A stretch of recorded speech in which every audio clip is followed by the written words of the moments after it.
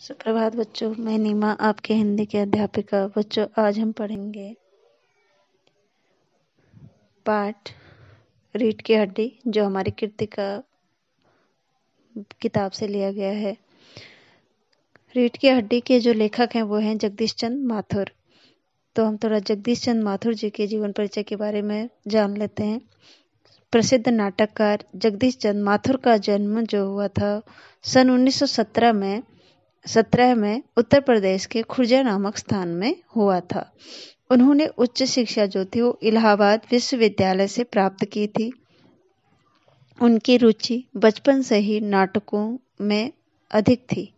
इसी कारण ये स्कूल, कॉलेज और सांस्कृतिक उत्सवों में भाग लेते थे। साथ ही जो नाटक लेखन, निर्देशन और अभिनय भी करते थे।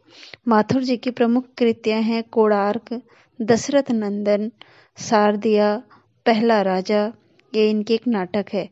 भोर का तारा, ओ मेरे सपने, ये एक एकांकी संग्रह है। जगदीश चंद्र माथुर जी के नाटकों में विविधता देखने को मिलती है। ऐतिहासिक नाटकों के साथ साथ सामाजिक जो समस्याओं से जुड़े थे उस समय के एकांकी या उनके एकांकी और नाटक भी जो हैं वो कैसे हैं, सामाजिक समस्याओं से जुड़े हैं। उनकी व्यंग प्रधानता एकांकी भी चर्चित रही हैं। सन 1978 में उनका देहांत हो गया था। जो ये इनकी रचना है रीढ़ की हड्डी, यह एक समाज पर व्यंग है, यानी समाज का मजाक उड़ाया गया है। इस पाठ के माध्यम से जो है लेखक ने सीधा उन लोगों पर प्रहार किया है जो कि लड़के और लड़कियों में भेदभाव करते हैं। रीढ़ की हड्डी में जो जगदीश चंद्र माथुर जी हैं वे उस स्थिति को बताने की कोशिश कर रहे हैं जब लड़कियां पढ़ लिख कर सक्षम हो जाती हैं, यानी पढ़ लिख कर जो होते हैं वो अपने को क्या कर लेते हैं, मजबूत बना लेते हैं, शक्तिशाली बना लेते हैं तथा उनमें आत्मविश्वास भी आ जाता है। फिर भी जो है समाज के जो विचारधाराएं हैं उनसे जो है लड़कियां अपने इस शक्ति को जो है का उपयोग जो है अच्छे से नहीं कर सकते हैं या सफल नहीं हो पाते हैं और दुखी रहते हैं। तो इसी बात को उजागर करने की कोशिश की है जगदीश चंद्र माथुर जी ने रीढ़ की हड्डी नामक पाठ में। तो अब थोड़ा सा हम जो है पाठ के बारे में जानते हैं। पाठ का सार देख के हम पढ़ते हैं कि संक्षिप्त परिचय पढ़ेंगे पाठ का। मेहमानों के स्वागत की तैयारी हो रही है। घर के मुखिया रामस्वरूप अपने घर को सजाने संवरने में लगे हुए हैं, क्योंकि आज जो है उनकी बेटी, जिसका नाम क्या है, उमा, उसे देखने के लिए गोपाल प्रसाद का जो बेटा है शंकर, वो आ रहे हैं। रामस्वरूप अपने नौकर के साथ जो है तख्त पर क्या बिछाते हैं, चादर बिछाते हैं, ठीक करते हैं, चादर को ठीक करते हैं। नौकर जो है कुछ ऊंचा सुनता है, यानी कम सुनता है, तो वो क्या करता है, धोबी की धोती सुन लेता है चादर की जगह और धोती लेके आ जाता है, जिसके कारण जो है सभी लोग हंस पड़ते हैं। यानी कौन हंस पड़ता है, रामस्वरूप और उसकी पत्नी जो है हंस पड़ते हैं। फिर रामस्वरूप और उन तथा प्रेमा का वार्तालाप, यानी जो रामस्वरूप है और उनकी पत्नी जो है प्रेमा, उन दोनों के बीच क्या होती है, बातें होती हैं।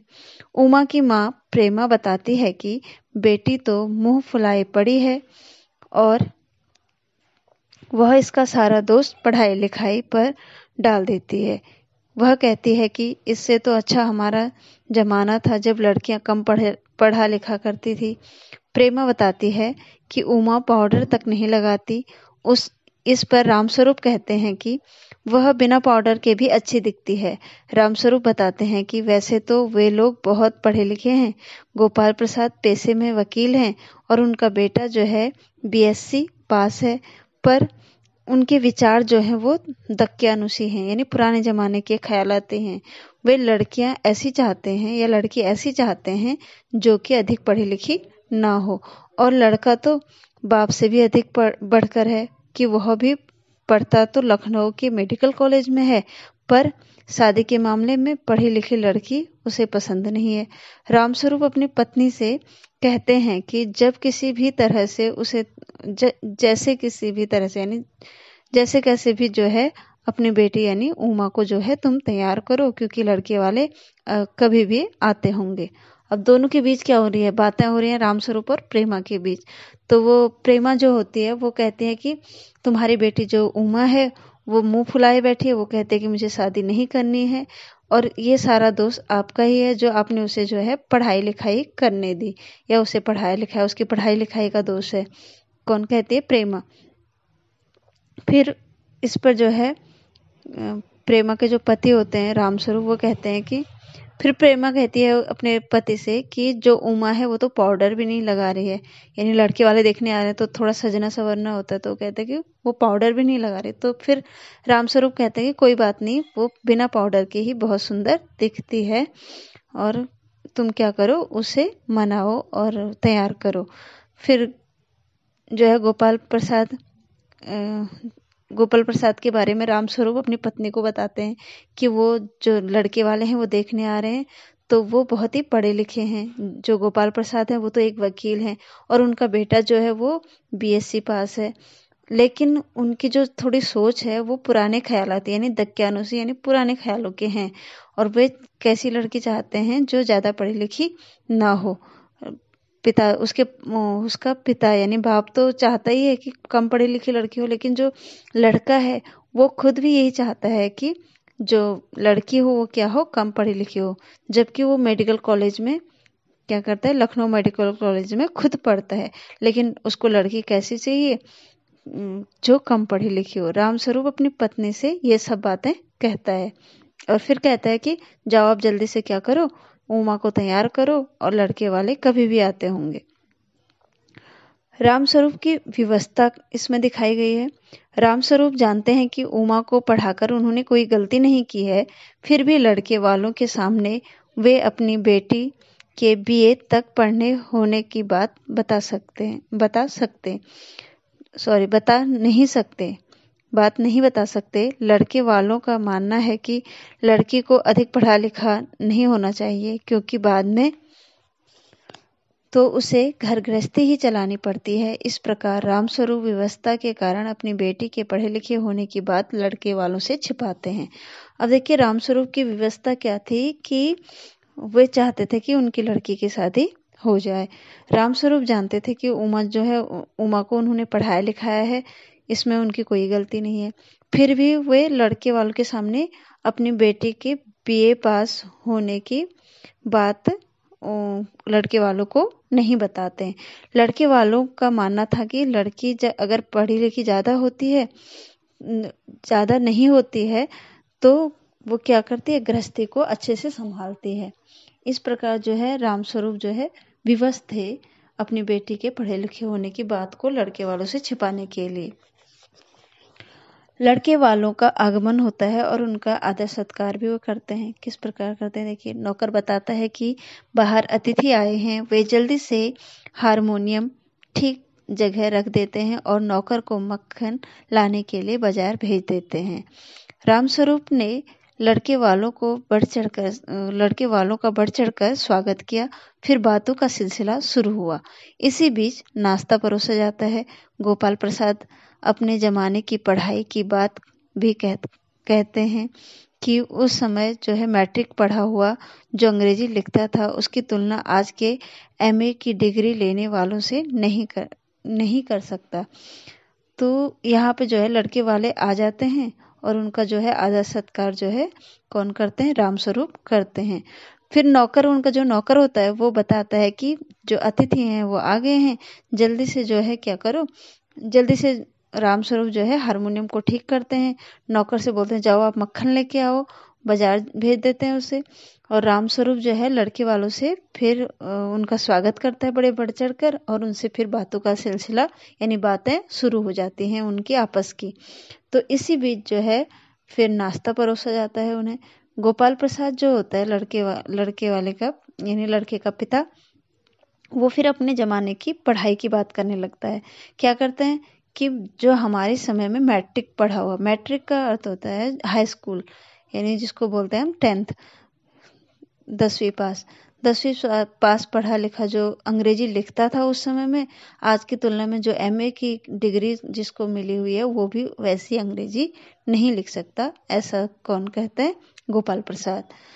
लड़के वालों की दक्यानुसी विचार, यानी लड़के वालों की जो पुरानी सोच है उसके बारे में इसमें बताया गया है। अब गोपाल प्रसाद लड़की के बारे में बात करते हैं कि लड़की का सुंदर होना आवश्यक है।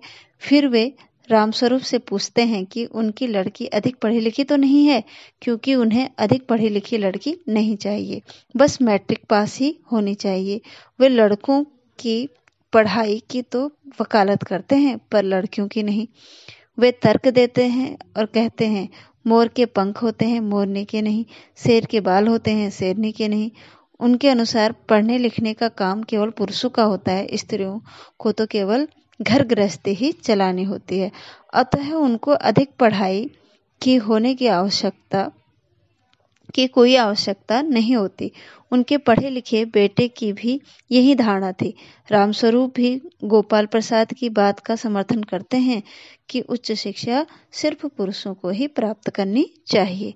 अब देखिए, जो लड़के वाले हैं उनकी जो पुरानी सोच है, दक्यानुसी विचार हैं, उसके बारे में बताया गया कि अब गोपाल प्रसाद जो है वो क्या कहता है कि लड़की जो है कैसी होनी चाहिए, सुंदर होनी चाहिए। और फिर रामस्वरूप बोलते हैं, रामस्वरूप से पूछते हैं कि उनकी लड़की जो है वो ज़्यादा पढ़ी लिखी तो नहीं है, क्योंकि हमें तो केवल हाई स्कूल पास यानी 10th पास लड़की ही चाहिए। वे फिर लड़कों की पढ़ाई की वकालत करता है कि लड़कों को जो है पढ़ाना चाहिए, लड़कियों को नहीं पढ़ाना चाहिए। उसके लिए जो है वो किसका उदाहरण देते हैं या तर्क देते हैं कि मोर के पंख होते हैं मोरनी के नहीं होते, इसलिए फिर बोलते हैं कि शेर के बाल होते हैं शेरनी के नहीं होते। इसी प्रकार जो है वो कहते हैं कि स्त्रियों को पढ़ाया लिखाया नहीं जाना चाहिए और पुरुषों को पढ़ना चाहिए। फिर वो बोलते हैं कि पुरुषों का काम होता है कि पढ़ने लिखने का, और स्त्रियों का क्या काम होता है, घर गृहस्थी चलाने का।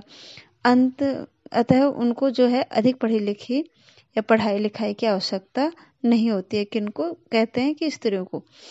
उनके पढ़ने लिखने से बेटे की भी यही धारणा थी। जो जैसी धारणा किसकी थी, गोपाल प्रसाद की थी, ऐसी ही धारणा उनके बेटे की भी थी। रामस्वरूप भी जो है गोपाल प्रसाद की बात का समर्थन करने लगते हैं, क्योंकि वो मजबूर थे, वो विवश थे, और कहते हैं कि उच्च शिक्षा तो केवल पुरुषों को ही मिलनी चाहिए। तभी जो है उमा का प्रवेश होता है, यानी उनकी बेटी उमा आ जाती है। नाश्ता समाप्त होने के पश्चात रामस्वरूप पान मंगवाते हैं। उनकी बेटी उमा पान की तस्तरी लेकर कमरे से आती है। उसने सादे कपड़े पहने थे और गर्दन झुकी हुई थी और आंखों पर चश्मा था। गोपाल प्रसाद और उनका बेटा उमा का चश्मा देखकर चौंक जाते हैं। रामस्वरूप बहाना बनाते हैं कि पिछले महीने उनकी आंखें दुखनी आ गई थी, सो कुछ दिन के लिए चश्मा लगाना पड़ रहा है।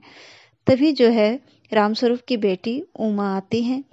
कैसे आते हैं कि रामस्वरूप जो है नाश्ता खत्म होते ही पान मंगाता है, तो उनकी बेटी जो है उमा पान की तस्तरी लेकर आती है, यानी पान लेकर आती है।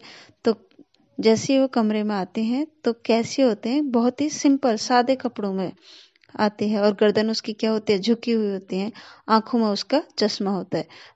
गोपाल प्रसाद और उनका बेटा जो है उमा के चश्मे को देखकर चौंक जाते हैं और बोलते हैं कि किससे, रामस्वरूप से।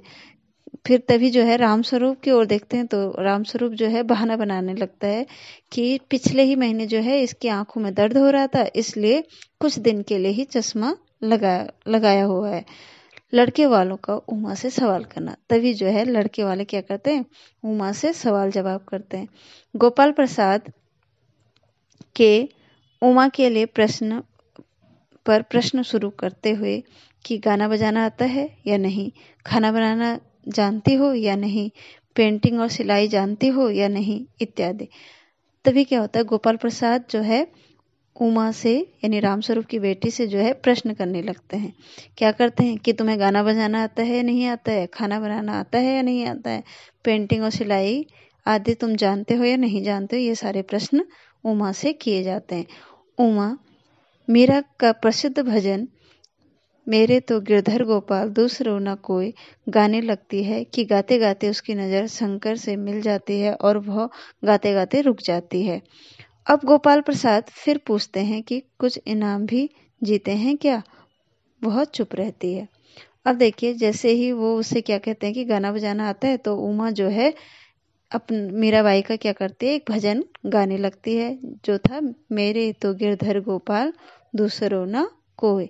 गाने लगती है, तो गाते गाते उसकी नज़र क्या होती है, गोपाल प्रसाद के बेटे शंकर यानी जो लड़का होता है उस पर पड़ जाती है, और वह गाते गाते क्या हो जाते हैं, रुक जाते हैं। तो गोपाल प्रसाद फिर पूछते हैं कि तुमने गाने में कोई इनाम जीता है, नहीं जीता है। तो जो उमा होती है वो चुप रहती है। उमा का लड़के वालों को जवाब देना।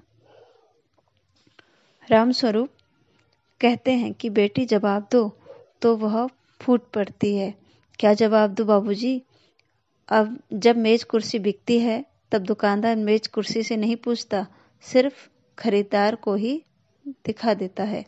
पसंद आ गई हो तो अच्छा, वरना नहीं। वह आगे कहती है, इन महाशय से पूछे कि क्या लड़कियों का दिल नहीं होता, क्या उनको चोट नहीं लगती। तब गोपाल प्रसाद झल्ला उठते हैं। अभी देखिए कि उमा का लड़के वालों को जवाब देना। पहले तो वो चुप रहती है जब उससे पूछा जाता है कि आपने गाने में कोई इनाम जीता है, नहीं जीता है। लेकिन जो उमा होती है वो जैसे ही जब वो गाना गाती है, भजन गाती है, तो उसकी नज़र जो है शंकर पर पड़ती है। तो वो पहचान जाती है शंकर को कि वो किस प्रकार का लड़का है। तो उमा जो है गोपाल प्रसाद के पूछने पर भी क्या रहती है, चुप रहती है। लेकिन जब उससे कहा जाता है कि जवाब दो, तो जो है वो अच्छे से जवाब देती है। तो वो क्या जवाब देती है, जब रामस्वरूप कहते हैं कि बेटी तुम कुछ तो जवाब दो, तो वह बड़े अच्छे से जवाब देते हुए कहती है, क्या जवाब दूं बाबूजी? जब मेज कुर्सी बिकती है, यानी जिस प्रकार मेज कुर्सी बिकती है, तो दुकानदार मेज कुर्सी से थोड़ी पूछता है कि तुम जो है कि तुम्हें बेचे या नहीं बेचे। केवल खरीदार को दिखा देता है, और उसको पसंद आते हैं तो वो ले जाता है। उसी प्रकार आप भी क्या कर रहे हो, मेरा व्यापार कर रहे हो, यानी मुझे भी बेच रहे हो। वह फिर आगे कहती है कि इन महाशय से पूछिए, यानी इन लड़के वालों से पूछिए कि लड़कियों का कोई दिल नहीं होता है, क्या उनको चोट नहीं लगती है।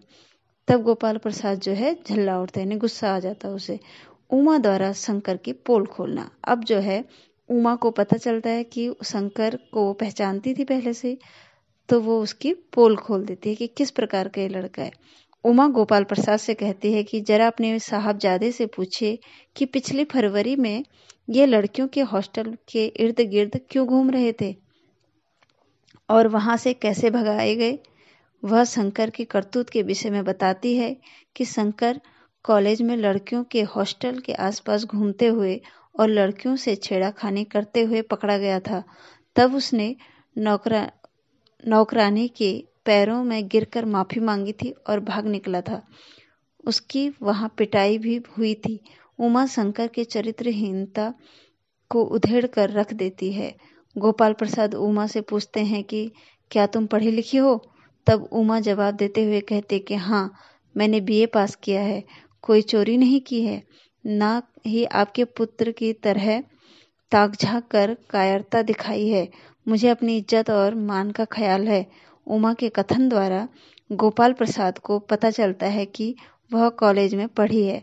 उमा ने जब लड़के की सभी काली करतूतें कह दी, तब लड़के वालों का मुंह बन गया। गोपाल प्रसाद बोले कि रामस्वरूप जी, आपने क्या हमें यही हमारी इज्जत बेइज्जती करवाने के लिए बुलाया है?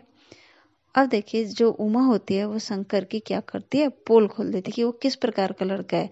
तभी जो है उमा गोपाल प्रसाद से कहते हैं कि तुम जरा अपने बेटे से पूछो कि पिछली फरवरी को जो है ये गर्ल्स यानी लड़कियों के जो हॉस्टल था उसके आसपास क्यों घूम रहा था और वहां से इसको कैसे भगाया गया, ये भी पूछो जरा।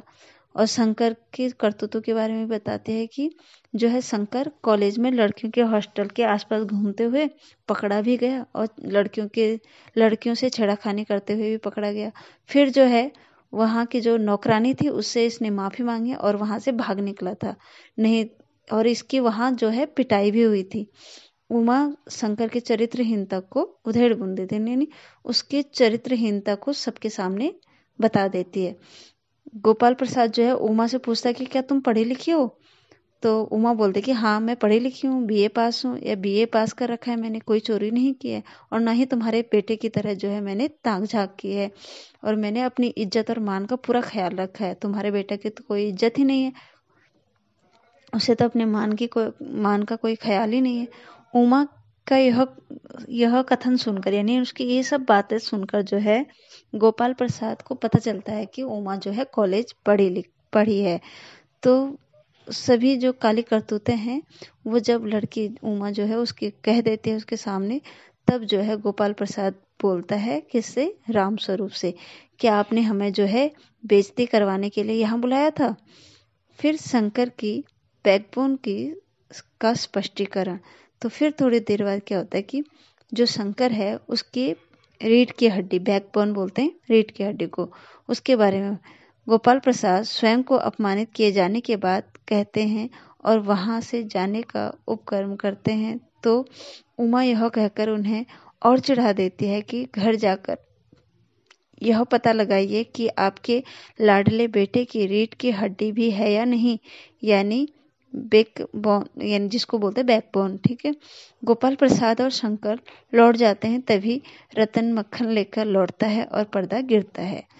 तो तभी क्या होता है कि जो शंकर है उसकी रीढ़ की हड्डी का स्पष्टीकरण इसमें बताया गया है। तो गोपाल प्रसाद जो है स्वयं अपमानित होते हैं, तो वहां से वो जाने के लिए तैयार हो जाते हैं।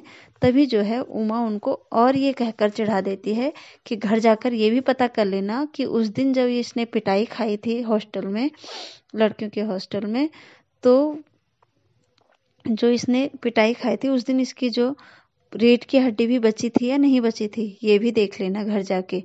गोपाल प्रसाद और शंकर जो है वहां से लौट जाते हैं और तभी जो है जो उनका नौकर होता है रतन, वो मक्खन लेकर आता है और फिर पर्दा गिर जाता है। ये इनके क्या थे, जगदीश चंद्र माथुर का एक नाटक था।